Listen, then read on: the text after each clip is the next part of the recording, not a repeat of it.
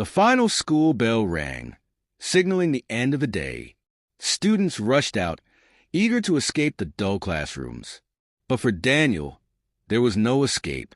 He had been caught skipping class again, and Mr. Reeves, the strictest teacher in school, had sentenced him to 2 hours of detention. Daniel sighed heavily as he made his way to room 306, dragging his feet along the empty hallway. He hated detention.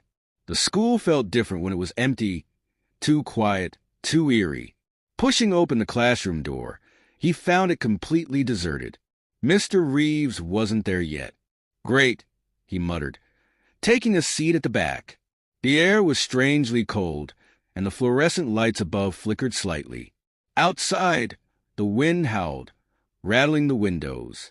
Daniel pulled out his phone, but the screen went black the moment he tried to unlock it. He frowned, tapping it a few times, but it remained unresponsive. Weird. A soft creak made him turn. The classroom door, which he had closed, now stood slightly open. A whisper drifted in from the hallway. Daniel, his heart skipped a beat. "Hello," he called, his voice barely above a whisper. No answer. Cautiously, he stood up and peeked into the hallway. It was empty.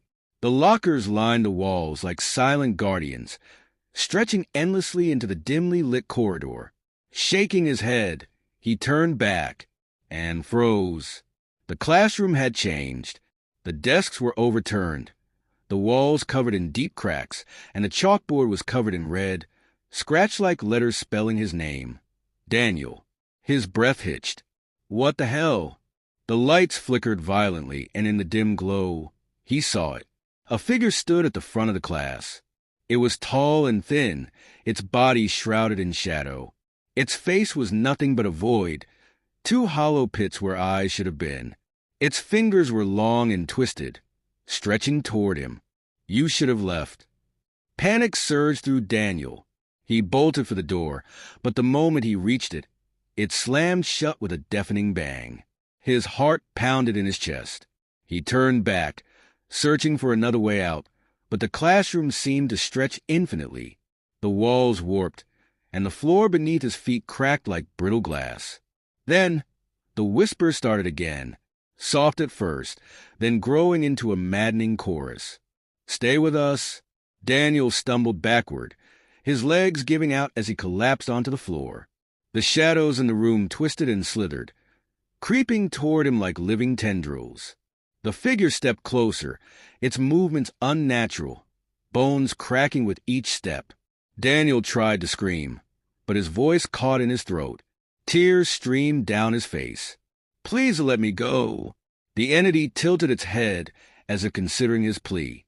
Then, in a voice colder than death, it whispered, "You are already mine." A piercing pain shot through Daniel's chest as the shadows engulfed him. His vision blurred, his body growing numb. The last thing he saw was the faceless horror looming over him, its whisper consuming his mind. Darkness, then silence.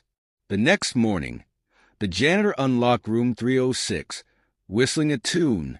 Everything seemed normal. Desks neatly arranged, chalkboard clean.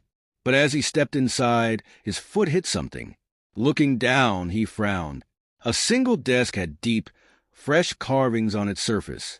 "Welcome to detention." Daniel was never seen again,